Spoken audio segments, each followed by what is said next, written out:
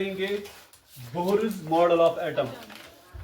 Rutherford's model of atom में जो objections की गई और सबसे बड़ी प्रॉब्लम जो या सबसे बड़ी ऑब्जेक्शन जो रदरफोर्ड्स मॉडल ऑफ एटम में थी, वो ऑब्जेक्शन ये थी, उसने एटम की स्टेबिलिटी के बारे में नहीं बताया था। किसने? रदरफोर्ड ने। तो उस ऑब्जेक्शन को ओवरकम करने के लिए और एटम की स्टेबिलिटी के लिए नील्स बोहर ने एक मॉडल दिया जिसको बोहर्स मॉडल ऑफ एटम के नाम से जाना जाता है। ठीक है, नील्स बोहर ने एक मॉडल दिया इन 1913, एक मॉडल दिया जिसको बोलते हैं Bohr's model of atom, to overcome the objections of Rutherford's model of atom and to give a broader view about the stability of an atom. तो stability of atom के लिए और जो Rutherford's model of atom की जो objections थी उनको overcome करने के लिए नील्स बोहर ने एक मॉडल दिया जिसको क्या बोलते हैं? Bohr model of atom. तो बोहर ने क्या कहा?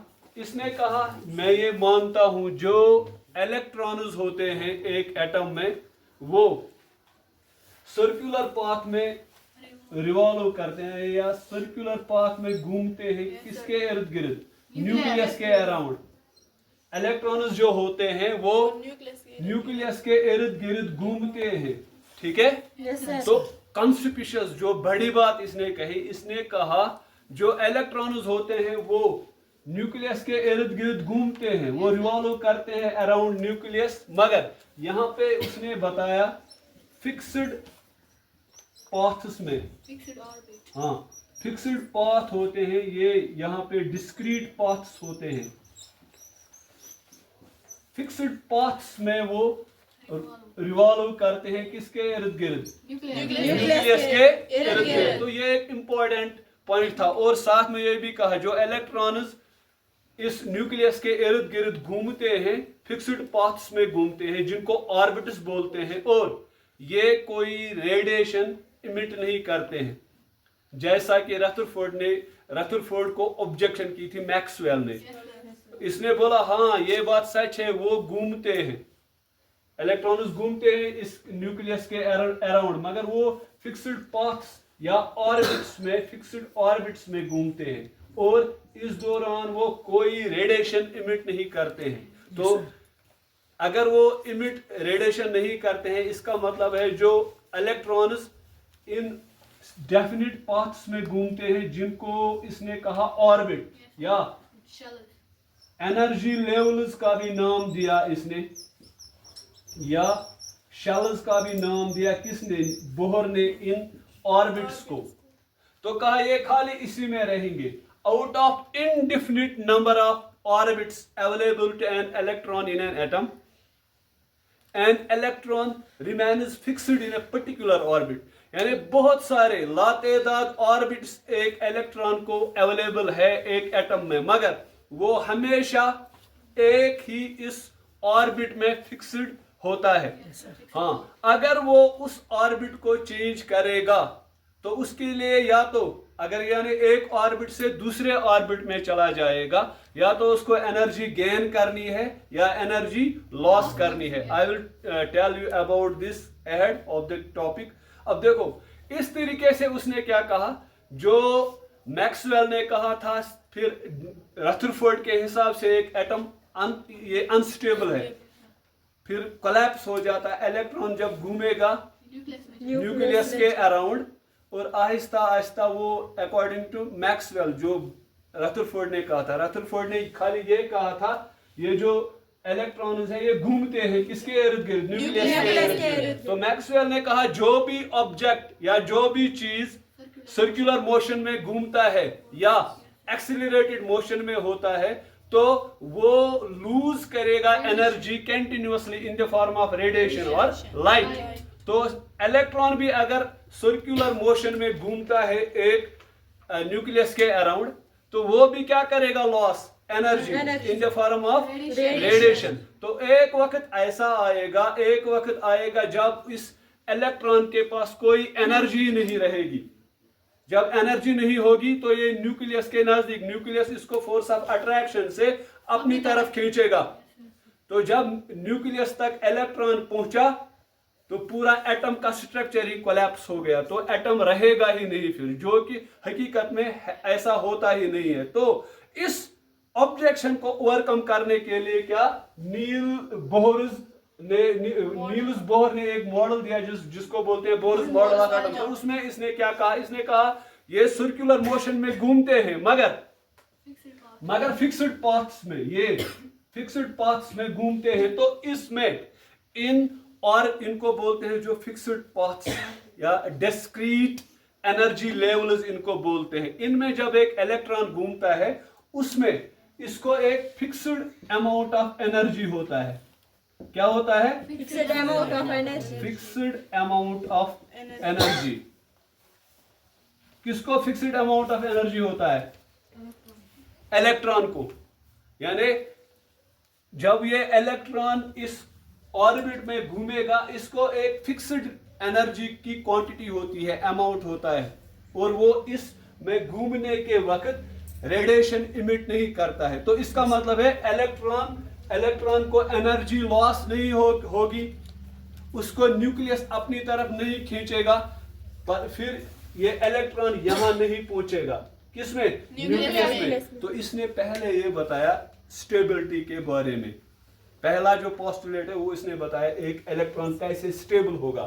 जैसे रदरफोर्ड इसको आंसर नहीं दे पाया, मगर इसने क्या कहा? इसने कहा इलेक्ट्रॉन घूमता है सर्कुलर मोशन में, मगर उसको एक energy, definite amount of energy होता है, वो एनर्जी को रेडिएट नहीं कर सकता, खाली उसको उतनी ही एनर्जी है जिससे ये इसमें घूमेगा। ठीक है, ये पहली बात। तो दूसरी बात उसने क्या कही, देखो पहला पोस्टुलेट जो है क्या बोला ये किसमें घूमता है इलेक्ट्रॉन? न्यूक्लियस के इर्द गिर्द डेफिनिट पाथ्स में। तो उसने बोला अगर suppose this is the positive charge, सुनो ये पॉजिटिव चार्ज न्यूक्लियस है, ठीक है। इसके बाद उसने कहा इसके अराउंड इलेक्ट्रॉन्स घूमते हैं, जैसे मैंने ये सर्कुलर पाथ्स बनाए,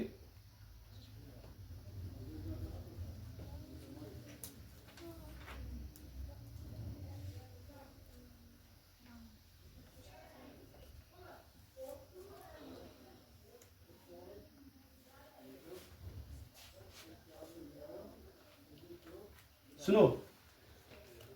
दूसरी बात बोहर ने क्या कही? बोहर ने कहा जो इलेक्ट्रॉन्स है दे revolve around the nucleus in circular paths. तो इनको क्या बोलते हैं? मैं यहां पे बोलूंगा इनको ऑर्बिट्स बोलते हैं, ठीक है। क्या बोलते हैं इनको? ऑर्बिट्स। दूसरा नाम शेल्स, एनर्जी लेवल्स, ठीक है। ये सारे नाम इन पाथ्स को दिया गया, ठीक है। Yes sir. तो ये कहा ये जो शेल्स है, मैंने यहां पे देखो मैं इनको नाम लिखूंगा, इनके पर्टिकुलर नेम है। जब हम न्यूक्लियस से बाहर जाएंगे, किससे? न्यूक्लियस से बाहर की तरफ, ये याद रखना। पहले वाले शेल को नाम रखा के, दूसरे को एल, तीसरे को एम, चौथे को एन। यानी सबसे नजदीक जो न्यूक्लियस के नजदीक जो सबसे ज्यादा शेल है वो क्या है? के। उसके बाद एल, फिर एम, और सबसे दूर यहाँ पे एन। या जब हम न्यूक्लियस से बाहर की तरफ जाएंगे, पहले के शेल आती है, फिर एल, फिर एम, फिर एन। हाँ, इनका दूसरा नॉमेनक्लेचर भी है, इनको नंबर्स में भी रिप्रेजेंट किया जाता है। सपोज ये वाली के को लिखते हैं 1b, ठीक है। एल को लिखते हैं 2, एम को 3 और 4, ठीक है। यानी अगर मैं बोलूंगा फर्स्ट शेल का क्या नंबर है? 1, सेकंड शेल का क्या नंबर है? थर्ड शेल का 3 और फोर्थ का 4। सबसे जो दूर शेल है वो है एन या 4 शेल, ठीक है। हर एक देखो, और एक बात उसने कही, जो ये शेल है, हर एक शेल में एक फिक्स्ड एनर्जी लेवल होती है, फिक्स्ड क्वांटिटी ऑफ एनर्जी होती है। यानी यहाँ पे इस शल में एक एनर्जी की लेवल है, इस वाले शल में और एनर्जी की ये लेवल है, इसमें और एक एनर्जी की लेवल, और इसमें और एक हाँ, हर एक शेल को अपनी एनर्जी होती है। यानी अगर कोई electron, suppose one electron is in this shell, तो इसकी एनर्जी कम है, ये याद रखना। जो न्यूक्लियस के नजदीक शेल होगी उसमें जो इलेक्ट्रॉन्स होंगे उनको एनर्जी कम होगी। ये किसने कहा? नील्स बोहर ने। और जो सबसे दूर होगी यहाँ पे, इसको सबसे ज्यादा एनर्जी होगी। यानी जो शेल न्यूक्लियस से दूर होगी उसमें जो इलेक्ट्रॉन होगा उसको क्या होगी? एनर्जी सबसे ज्यादा। और जो न्यूक्लियस के नजदीक इलेक्ट्रॉन होगा शेल में, उसको सबसे कम। तो अगर मैं ऐसे बोलूंगा आपको, आप मुझे बताओ कौन सी शेल है जिसमें इलेक्ट्रॉन को सबसे ज्यादा एनर्जी होगी? एन और 4। ठीक है, तो सबसे कम किसको होगी? यहाँ तक समझ में आ गया? ये बात समझ में आ गई? अब देखो, एनर्जी सबसे कम इसमें, इससे ज्यादा इसमें, इससे ज्यादा इसमें, और अल्टीमेटली इसमें। ठीक है, यहां तक समझ में आ गया? तो उसने ये भी बताया एक फिक्स्ड नंबर होता है इलेक्ट्रॉन्स का। उसने कही, he told that there is fixed number of electrons in each shell। हर एक शेल में एक फिक्स्ड नंबर ऑफ इलेक्ट्रॉन्स होता है। ठीक है, जैसे सबसे पहली शेल जो है के, इसमें 2 इलेक्ट्रॉन्स आते हैं, इससे ज्यादा इसमें नहीं भर जाएंगे। ठीक है, only 2 electrons will be accommodated इन के शेल। और इसके बाद नेक्स्ट शेल जो है एल, इसमें 8 इलेक्ट्रॉन्स आते हैं। इसके बाद एम में 18 और एन शेल में 32। तो इसका मतलब है हर एक शेल में एक फिक्स्ड नंबर ऑफ इलेक्ट्रॉन्स होता है। ठीक है, ठीक है, इतने अकोमोडेट कर सकते हैं। यहाँ तक समझ में आ गया? अब देखो और एक बात, ये इलेक्ट्रॉन हम बोल रहे हैं ये स्टेशनरी स्टेट में होते हैं। लोवेस्ट पॉसिबल एनर्जी जो होती है उस लेवल की ये एनर्जी रखना चाहते हैं जिससे ये इसके अराउंड घूमेंगे। देखो, अगर एक इलेक्ट्रॉन कोशिश करेगा, फॉर एग्जांपल एक शेल से दूसरे शेल में जाने के लिए, या तो उसको एनर्जी गेन करनी होगी या लॉस करनी होगी। तो सपोज हम ले लेंगे ये ये एल शेल में कोई इलेक्ट्रॉन है। सपोज अगर ये जंप करेगा इस वाली थर्ड शेल में, थर्ड शेल की एनर्जी लेवल ज्यादा है ना? यानी सबसे ज्यादा एनर्जी किस वाले शेल में? एन है ना? अब इससे कम इसमें, उससे कम, फिर सबसे कम इसमें। अब हम सपोज ले लेंगे कोई इलेक्ट्रॉन इस सेकंड शेल में है, एल शेल में है। ठीक है, अब ये इलेक्ट्रॉन अगर दूसरे इस हायर लेवल में जाएगा, suppose this electron has to move in third shell और एम शेल, इसको गेन करनी है एनर्जी। ठीक है, नहीं गेन करनी है, ये आपको याद रखना है। जब हाईएस्ट लेवल पे या हायर शेल पे जाना होगा, अपर शेल पे जाना होगा, तब एक इलेक्ट्रॉन को उस लेवल में जाने के लिए गेन करनी है एनर्जी, क्योंकि यहाँ इसकी एनर्जी कम है, इसमें ज्यादा है। तो इसको क्या करना है? और एनर्जी लेनी है, तब ये इसमें चला जाएगा। या हम ऐसे बोलेंगे, जब एक इलेक्ट्रॉन लोअर लेवल से अपर एनर्जी लेवल में या हायर एनर्जी लेवल में चला जाता है, उसको क्या करना है? गेन करनी है एनर्जी। ठीक है, तो दूसरी बात, अगर यहां से सपोज इसमें है कोई इलेक्ट्रॉन, किसमें? एम शेल में, तो वो अब आना चाहेगा किसमें? इस वाली शेल में। अब एनर्जी लेवल किसमें ज्यादा है? एम शेल में ज्यादा एनर्जी है इलेक्ट्रॉन को, तो इसमें कम। अब इसको क्या करना है? इस एनर्जी को लॉस करना है ताकि ये इसमें आ जाए। तो हम ऐसा कहेंगे, जब एक इलेक्ट्रॉन को एक लेवल से दूसरी हायर लेवल पे जाना होगा, तब उसको एनर्जी गेन करनी है। और अगर वो एक हायर लेवल से नीचे वाली लेवल में आएगा, तो उसको लॉस ऑफ एनर्जी करनी है, ठीक है। Yes, sir. तो इस तरीके से नील्स बोहर ने ये मॉडल दिया। एक बताया एक एटम कैसे स्टेबल होता है, दूसरी बात ये बताई जो इलेक्ट्रॉन्स होते हैं वो रिवॉल्व करते हैं किन में, डेफिनिट ऑर्बिट्स में, फिक्स्ड ऑर्बिट्स में, शेल्स या एनर्जी लेवल्स में। वो तो एनर्जी का भी मैंने बताया, हर एक लेवल की अलग अलग एनर्जी होती है, और जो इलेक्ट्रॉन जिस लेवल में होगा, जिस शेल में होगा, उसको इसी हिसाब से एनर्जी होगी। सबसे ज्यादा एनर्जी एन शेल को होती है, जो इलेक्ट्रॉन्स एन शेल में होंगे, और सबसे कम एनर्जी जो के शेल में होंगे, ठीक है। Yes, sir. और जो स्टेबल एनर्जी होती है, जब एक इलेक्ट्रॉन नॉर्मली होता है तो उसको उस वक्त मिनिमम अमाउंट ऑफ एनर्जी होता है, और जिस हाल में वो होता है उसको बोलते हैं ग्राउंड स्टेट। ये आप याद रखोगे। नॉर्मली किस स्टेट में होता है एक इलेक्ट्रॉन, Ground state में। स्टेट में, वहां पे उसको कम एनर्जी होती है, ठीक है। और अगर वो एनर्जी गेन करेगा एनर्जी, तो वो एक्साइटेड स्टेट में होगा, उसको बोलते हैं एक्साइटेड स्टेट। और एक्साइटेड स्टेट हम बोलते हैं ये अनस्टेबल होती है, ठीक है, अनस्टेबल।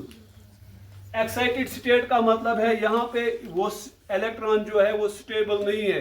हर एक इलेक्ट्रॉन कोशिश करता है कि वो स्टेबल स्टेट में रहे, ठीक है। तो स्टेबल स्टेट में रहने के लिए उसको क्या होना चाहिए, कम एनर्जी, ठीक है। Yes, sir. तो अगर आप मैं बोलूंगा स्टेबल स्टेट कौन सी है, वो स्टेट जहां पे एक इलेक्ट्रॉन को कम एनर्जी हो। तो एक्साइटेड स्टेट वो स्टेट होगी जब एक इलेक्ट्रॉन को एनर्जी ज्यादा होती है। दोनों में से स्टेबल कौन है, ग्राउंड स्टेट। एक्साइटेड स्टेट में अनस्टेबल होता है इलेक्ट्रॉन, इसलिए अगर कोई इलेक्ट्रॉन एक्साइटेड स्टेट में होगा वो कोशिश करेगा स्टेबल स्टेट में आने की, ग्राउंड स्टेट में आने की, और इसलिए क्या करेगा वो एनर्जी लॉस करेगा। यहाँ तक समझ में आ गया। यहाँ पे मैंने लिखा है, देखो के शेल जो होती है इसमें लोवेस्ट एनर्जी होती है, यानी के शेल में एनर्जी होती है एल से कम, तो एल को खुद होती है एम शेल से कम, M को खुद होते हैं N से तो कम। सबसे हाईएस्ट होती है फिर एन शेल में। ये समझ में आ गया? Yes, sir. तो होगा समझ? Yes, sir.